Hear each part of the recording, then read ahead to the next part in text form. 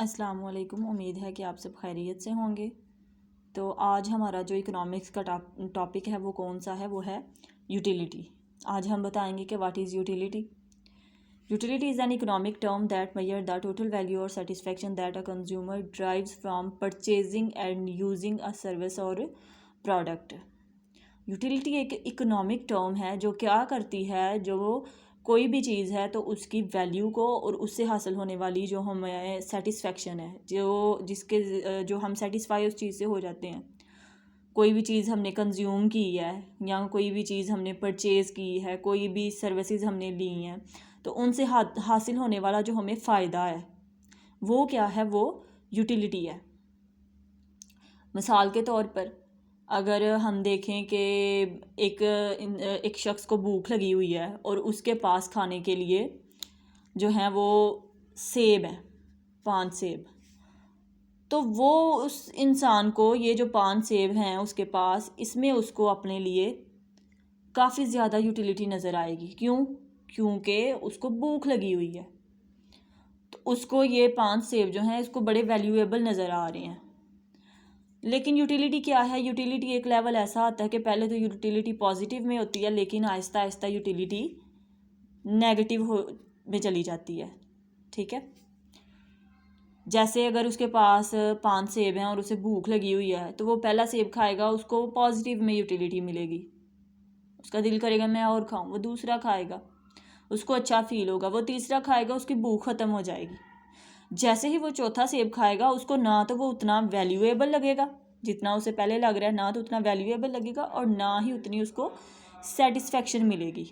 क्यों? क्योंकि उसकी भूख जो है वो ख़त्म हो रही है, ख़त्म हो गई है, और अब वो क्या कर रहा है, उसकी यूटिलिटी माइनस में चली जा रही है, क्योंकि उसको अब उन सेबों में अपने लिए फ़ायदा नज़र नहीं आ रहा, क्योंकि उसकी भूख ख़त्म हो गई है। यहाँ पे कुछ करैक्टरिस्टिक्स मैंने लिखे हैं यूटिलिटी के, जो कौन कौन से हैं। सबसे पहले है कि utility depends on human wants.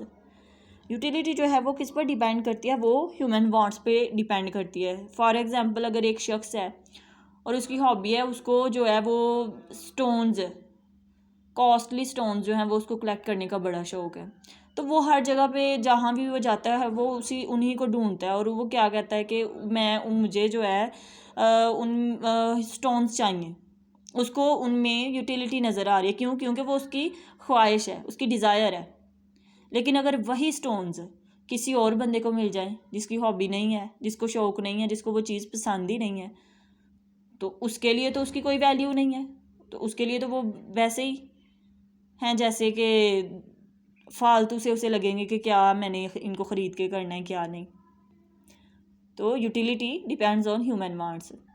उसके बाद है डिपेंड अपॉन यूज़, कि किसी चीज़ का हम यूज़ किस तरह कर रहे हैं। जैसे अगर कोई ज़मीन है, बंजर ज़मीन है, तो वो अगर कोई किसान उधर आ जाए, उसको बोला जाए कि आप ये ज़मीन ख़रीद लें, तो वो तो बंजर है, तो उसको तो अपने लिए यूटिलिटी उसमें नज़र नहीं आएगी, उसको तो कोई फ़ायदा नज़र नहीं आएगा। वो कहेगा जी ये तो बंजर ज़मीन है, मैं इसको ख़रीद के क्या करूं, क्योंकि वो तो किसान है, इस पर तो वो कोई चीज़ ही नहीं उगा सकता। लेकिन अगर हम दूसरी साइड पे देखें, तो अगर किसी प्रॉपर्टी डीलर को दिखाई जाए, तो प्रॉपर्टी डीलर कहेगा कि मैं ख़रीद लेता हूँ, क्योंकि उसने तो उस पर बिल्डिंग बनानी है। तो ये हो गया डिपेंड्स अपॉन यूज़। फिर उसके बाद है डिपेंड अपॉन नॉलेज, कि अगर हम आज के दौर की बात करें, तो आज इतना फास्टली दौर चल रहा है, इतना टाइम गुजर रहा है, हर चीज़ के बारे में लोगों को नॉलेज मिल रही है। लोगों को अगर सोशल मीडिया है तो उनका यूज़ का पता है कि उनके ज़रिए क्या काम करना है, कैसे अपनी इनकम ज़्यादा करनी है, कैसे दूसरों को अपनी लाइफ दिखानी है, सारा कुछ। लेकिन अगर हम कुछ साल पीछे चले जाएं, तो यही चीज़ों के बारे में लोगों को इल्म नहीं था, उनको पता ही नहीं था। तो आज के दौर में अगर देखें और पिछले दौर में देखें, तो उन लोगों को मोबाइल फ़ोन या ये वो सारी चीज़ों में यूटिलिटी नज़र नहीं थी आती। लेकिन अब क्या है, यूटिलिटी नज़र आ रही है। क्यों? क्योंकि लोगों का नॉलेज जो है वो ज़्यादा हो गया है। फिर उसके बाद है depend upon time and weather.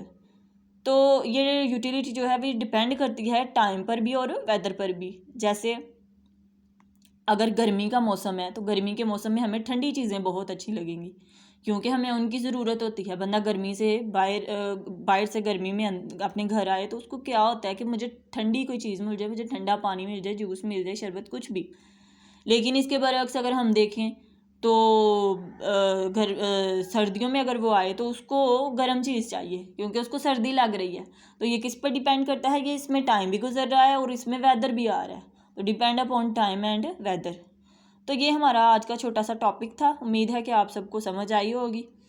तो एक छोटी सी रिक्वेस्ट है कि मेरे चैनल को प्लीज़ सब्सक्राइब कीजिए कि मैं आपके लिए मज़ीद ऐसी छोटी छोटी और कंसेप्चुअल वीडियोज़ जो हैं वो बनाती रहूँ। इंशाल्लाह अपना ख्याल रखिएगा। अल्लाह हाफिज़।